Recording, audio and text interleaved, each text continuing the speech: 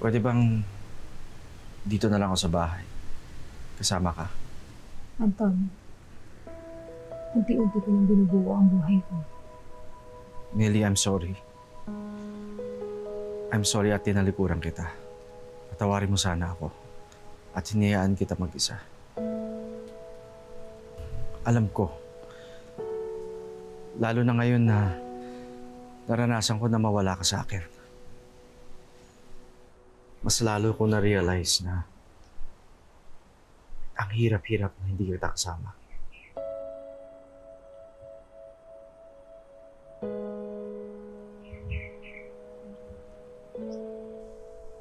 Please,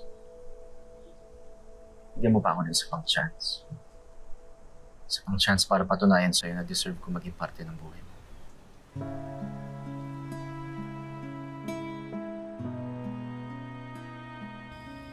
So gano'n na lang yon. Papatawarin mo na siya. Kailangan ako ni Anton. Lalo na't kakalabas niya pa lang ng ospital. Ba't di kaya kumuha ka na lang ng nurse? Kasi mukhang yun naman ang kailangan niya. Glenn naman. Ay, nako. Hindi na lang ako magsasalita. You know, as they say, less talk, less mistake. So let's just eat steak. You know, the medium rare. Pero Millie, magiging honest ako, Team Anton naman talaga ako. Pero lately, ang daming palpak ng asawa mo. Kaya gusto ko malaman, sa tingin mo pagbalik niya, gusto niya sumama sa'yo sa abroad? Or itutuloy niya yung kahibangan niya sa paghahanap sa Brenda na yun?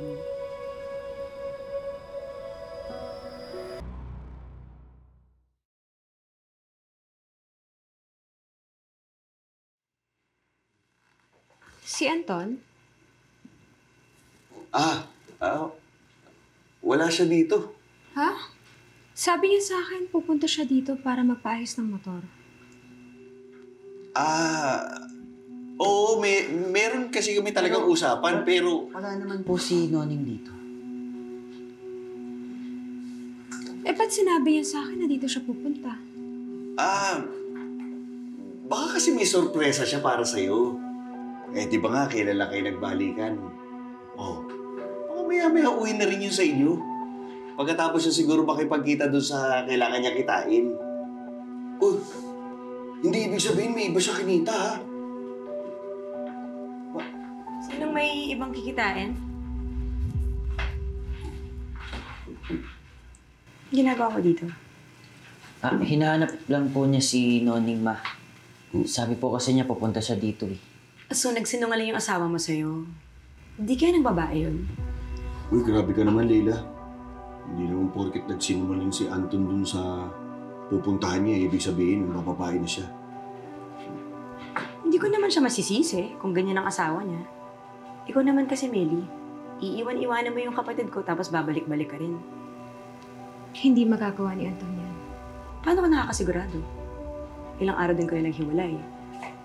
Daming pwede mangyari sa mga araw na yun. Sa bagay, kahit sino naman mas okay kaysa sa'yo.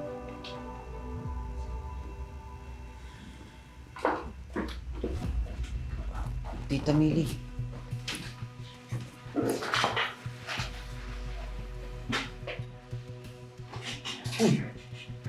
Ba't mo naman sinabi yun? Mamaya mag-away sila ni Anton dahil doon sa sinabi mo. Okay na yun. Para tuluyan na sila maghiwalay.